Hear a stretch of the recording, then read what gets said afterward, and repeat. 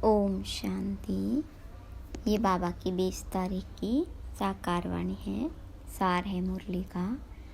मीठे बच्चे, तुम्हें गुप्त खुशी होनी चाहिए कि हम परमात्मा बाप की यूनिवर्सिटी के स्टूडेंट हैं। भविष्य नई दुनिया का वर्षा पाने के लिए पढ़ रहे हैं। प्रश्न: किस स्मृति में सदा रहो तो दैवी गुण धारण होते रहेंगे? तो बाबा ने कहा, हम आत्मा शिव बाबा की संतान हैं। बाबा हमें कांटों से फूल बनाने आए हैं। यही स्मृति सदा रहे तो दैवी गुण धारण होते रहेंगे। पढ़ाई और योग पर पूरा ध्यान रहे। विकारों से नफरत हो तो दैवी गुण आते जाएंगे। जिस समय कोई विकार वार करे तो समझना चाहिए, मैं कांटा हूँ, मुझे तो फूल बनना है। ओम शांति। बच्चों की बुद्धि में है कि हम रूहानी यूनिवर्सिटी में बैठे हैं। यह नशा होना चाहिए। ऑर्डिनरी रीति स्कूल में जैसे बैठते हैं ऐसे यहाँ बुद्धू होकर नहीं बैठना है। बहुत बच्चे जैसे बुद्धू होकर बैठते हैं। याद रहना चाहिए, यह ऊंच ते ऊंच परम पिता परमात्मा की यूनिवर्सिटी है, विश्वविद्यालय है। उनके हम स्टूडेंट हैं। तो तुम्हारे में कितनी फलक होनी चाहिए। यह है गुप्त खुशी, गुप्त ज्ञान। हर एक बात गुप्त है। कईयों को यहाँ बैठे भी बाहर के गंदे ख्यालात आते रहते हैं। यहाँ तुम पढ़ते हो भविष्य नई दुनिया का वर्षा पाने के लिए, तो तुमको कितनी खुशी होनी चाहिए। दैवी गुण भी होने चाहिए। भले यहाँ सब ब्राह्मण ही आते हैं। वहाँ की कीचड़ पट्टी से तो तुम निकल कर यहाँ आते हो, तो तुम बच्चों को कितना खुशी में रहना चाहिए। सारी दुनिया इस समय गंध में पड़ी है। कहाँ कलयुगी गंध और कहाँ सतयुगी फुलवाड़ी।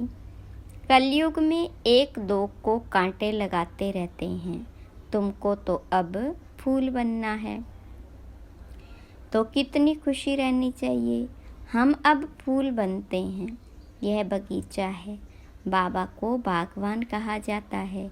बागवान आकर कांटों को फूल बनाते हैं। यह तो बच्चों को समझ होनी चाहिए कि हम किस प्रकार का फूल बन रहे हैं। यहाँ बगीचा भी है। मुरली सुनकर फिर बगीचे में जाकर फूलों से अपनी भेंट करो। हम कौन सा फूल हैं, हम कांटे तो नहीं हैं। जिस समय क्रोध आता है तो समझना चाहिए कि मैं कांटा हूँ, मेरे में भूत है। इतनी नफरत आनी चाहिए। क्रोध तो सबके बीच में आ जाता है। काम तो सबके बीच में हो न सके, वह तो छिपा कर करते हैं। क्रोध तो बाहर में निकल पड़ता है। क्रोध करते हैं तो उसका असर भी थोड़ा दिन चलता है। क्रोध का भी नशा है, लोभ का भी नशा है। अपने से आपे ही नफरत आनी चाहिए। तुम समझते हो हमको बाबा फूल बनाते हैं। काम और क्रोध बहुत गंदा है। मनुष्य की सारी शोभा ही गवा देते हैं। यहाँ शोभा दिखाएंगे तब वहाँ भी शोभा पाएंगे। बाबा रोज बच्चों को समझाते रहते हैं कि दैवी गुण धारण करो, स्वर्ग में चलना है ना। ये लक्ष्मी नारायण कितने गुणवान हैं। महिमा भी इनके आगे जाकर गाते हैं। हम नीच पापी कामी हैं, आप सर्वगुण संपन्न हो। तुम समझाते भी हो स्वर्ग है फूलों का बगीचा और नरक है कांटों का जंगल। शिव बाबा स्वर्ग स्थापन करते, रावण नरक बनाते हैं। विचार करना चाहिए, हम आत्मा बाबा की संतान हैं। हमारे में गंध कहाँ से आया? अगर गंध होगा तो बाप का नाम बदनाम करेंगे, क्रोध करेंगे तो गोया बाबा की निंदा कराएंगे। क्रोध का भूत आया और बाबा को भूले, बाबा की याद हो तो कोई भी भूत आए ही नहीं। अगर किसी के दिल को दुख पहुंचाते हैं तो वह भी असर पड़ जाता है। एक बार क्रोध किया तो 6 मास तक सबकी बुद्धि में रहता है कि यह क्रोधी है, फिर दिल से उतर जाता है। बाप दादा की दिल से भी उतर जाता है। ये दादा भी विश्व का मालिक बनते हैं, इसमें भी जरूर खूबियाँ होगी, परंतु कोई की तकदीर में नहीं है तो तदबीर करते नहीं। कितनी सहज तदबीर है। सिर्फ बाबा को याद करो तो आत्मा स्वच्छ बन जाएगी और कोई उपाय नहीं है। इस समय राज ऋषि तो कोई है नहीं, राजयोग सिखलाने वाला एक ही बाप है। मनुष्य को सुधार न सके, बाबा आकर सबको सुधारते हैं। जो बिल्कुल अच्छी तरह सुधर जाते हैं वह सतयुग में पहले पहले आते हैं। तो कोई भी गंदी आदत है तो छोड़नी चाहिए। पढ़ाई पर, योग पर पूरा ध्यान देना चाहिए। यह भी जानते हैं सब तो एक जैसा ऊंच नहीं बनेंगे, परंतु बाबा तो पुरुषार्थ कराएंगे।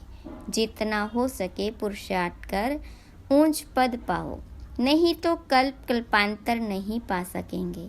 बाबा बार बार समझाते रहते हैं कि बाप को याद करो तो किचड़ा निकल जाए। वह सन्यासी तो हठ योग सिखलाते हैं। ऐसे मत समझना कि हठ योग से तंदुरुस्ती अच्छी होती है। वह कभी बीमार नहीं पड़ते, नहीं, वह भी बीमार पड़ते हैं। भारत में जब लक्ष्मी नारायण का राज्य था तो सबकी आयु बड़ी थी, हेल्दी वेल्दी थे। अब तो सब बिल्कुल छोटी आयु वाले हैं। भारत को ऐसा किसने बनाया यह कोई जानते नहीं, बिल्कुल घोर अंधियारे में है। तुम कितना भी समझाओ परंतु उन्हों को समझना बड़ा मुश्किल है। फिर भी गरीब साधारण ही समझने की कोशिश करते हैं। यहाँ कोई लखपति है क्या? आज का लाख भी बड़ी बात नहीं, आज लखपति तो बहुत हैं, उन्हें भी बाबा साधारण कहते हैं। आज तो करोड़पति की बात है, शादियों पर भी कितना खर्चा करते हैं। तुम बच्चों को बड़ा युक्ति से समझाना है, जो किसको तीर लग जाए। बड़े बड़े आदमी कोई MP आदि आते हैं तो बहुत खुश होते हैं, परंतु एक में भी ताकत नहीं जो आवाज़ कर सके। तुम समझाते हो परंतु यथार्थ पूरा समझकर नहीं जाते हैं। ऊंचते ऊंच भगवान, ऊंचते ऊंच ये वर्षा। लक्ष्मी नारायण को किसने यह स्वर्ग का वर्षा दिया? यह कहाँ के रहवासी है, यह बहुतों को पता नहीं पड़ता है। म्यूजियम में आते बहुत हैं समझने के लिए, सेवा का चांस अच्छा है, परंतु योग है नहीं। बाबा को याद करे तो प्रफुल्लता भी आए, खुशी भी रहे। हम किसकी संतान हैं? कितने बच्चे कायदे सिर पढ़ते नहीं हैं, बाबा से योग है नहीं। संपूर्ण तो कोई बना नहीं है, नंबरवार है। बच्चों को एकांत में बैठ बाबा को याद करना है। ऐसे बाप से हम स्वर्ग का वर्षा पाते हैं। इस दुनिया में हम ही सबसे पतित बने हैं, फिर हमको ही पावन बनना है। ये अच्छी रीति याद करना है। बाबा हर प्रकार की राय तो देते हैं, ऐसे ऐसे करो। जैसे क्वीन विक्टोरिया का वजीर गरीब था, रोड की लाइट पर यानी बत्ती पर पढ़ कर ऊंच पद पा लिया, शौक था। यह भी गरीबों के लिए है। बाबा है गरीब निवाज। साहूकार क्या भगवान को याद कर सकेंगे? कहेंगे हमारे लिए तो स्वर्ग यहाँ ही है।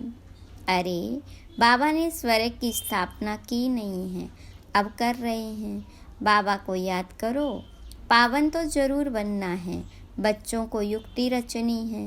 कैसे किसको समझाएं कि भारत का प्राचीन योग सिवाय परमपिता परमात्मा के कोई सिखला नहीं सकते। हठ योग है निवृत्ति मार्ग वालों के लिए। बाबा समझाते रहते हैं, जब किसका कल्याण होना होगा तो फिर लिखेंगे भी ऐसे। अभी देरी है तो किसकी बुद्धि में आता नहीं है। तुम्हारी है यह ईश्वरीय मिशन। तुम्हें मनुष्यों को देवता बनाने की सेवा करनी है। दुनिया में तो अनेक प्रकार की मतें निकलती रहती है, तो उनका कितना शो होता है। अंधश्रद्धा कितनी है। रात दिन का फर्क है। तुम ब्राह्मणों में भी रात दिन का फर्क है। कोई तो कुछ भी जानते नहीं है। बहुत सहज। अपने को आत्मा समझो, बाबा को याद करो तो पाप कट जाएंगे। दैवी गुण धारण करो तो ऐसे बन जाएंगे। ढिंडोरा पिटवाते रहो, दे अभिमान न हो तो ढोलक गले में डाल सबको बताते रहो कि बाप आया है। कहते हैं मुझे याद करो तो तुम पति से पावन बन जाएंगे। यह घर घर में संदेश देना है। सभी पर कट यानी जंक चढ़ी हुई है। तमो प्रधान दुनिया है। सबको बाबा का पैगाम जरूर पहुंचाना है। पिछाड़ी में तुम्हारी वाह वाह निकलेगी। कहेंगे कमाल है इनों की, इतना जगाया परंतु हम जगे नहीं। जो जगे उन्होंने पाया, सोए उन्होंने खोया। बाबा बादशाही देने आते हैं फिर भी खो लेते हैं। सर्विस की युक्तियाँ रचनी चाहिए। बाबा आया है, कहते हैं मामे कम याद करो तो भी कर्म विनाश होंगे। पवित्र बन पवित्र दुनिया का मालिक बन जाएंगे। याद नहीं करेंगे तो पाप कटेंगे नहीं। कोई भी कट न रहे तब ऊंच पद पा सकते हो, नहीं तो पद भी कम सजाएं भी खाएंगे। सर्विस की अच्छी मार्जिन है। चित्र साथ में ले जाने से सर्विस कर सकेंगे। चित्र ऐसे अच्छी रीति बनाने चाहिए जो खराब न हो। यह चित्र बहुत अच्छी चीज़ है। बाकी मॉडल्स तो खिलौने हैं। बड़े बड़े आदमियों के बड़े बड़े चित्र होते हैं, हजारों वर्ष भी चलते हैं। तुम्हारे यह 6 चित्र काफ़ी है। बोलो यह सृष्टि का चक्र कैसे फिरता है, हम आपको समझाएंगे। इस चक्र को याद करने से तुम चक्रवर्ती राजा बनेंगे। बैच भी बहुत अच्छा है, परंतु इनकी वैल्यू बच्चों के पास नहीं है। इस पर भी तुम समझाते रहो तो भी तुम्हारी कमाई बहुत होगी। यह बैच तो ऐसा है जो छाती से लटका रहे। यह बाबा इस ब्रह्मा द्वारा यह वर्षा देते हैं। ट्रेन में भी चक्र लगाते, यह समझाते रहो। छोटे बच्चे भी कर सकते हैं, तुमको कोई मना नहीं कर सकते। यह बैच ऐसी चीज़ है। हीरे जवाहरात फल फूल महल सब कुछ इसमें मर्ज है, परंतु बच्चों की बुद्धि में नहीं आता है। बाबा ने बहुत बारी समझाया है, चित्र साथ में जरूर हो। तुमको कोई उल्टा सुल्टा भी बोलेंगे। श्री कृष्ण को भी गाली मिली ना, भगाते थे, यह करते थे, लेकिन उनको भी पटरानी बनाया ना। विश्व का मालिक बनकर फिर ऐसे काम थोड़े ही करेंगे। इस ज्ञान में नशा बहुत होना चाहिए। हम चाहते हैं जल्दी विनाश हो जाए, फिर कहते हैं अभी तो बाबा साथ है। बाबा को छोड़ देंगे तो फिर बाबा 5000 वर्ष के बाद मिलेगा। ऐसे बाबा को हम कैसे छोड़ें? बाबा से तो हम पढ़ते रहे। यह है ब्राह्मणों का ऊंचे ते ऊंचा जन्म।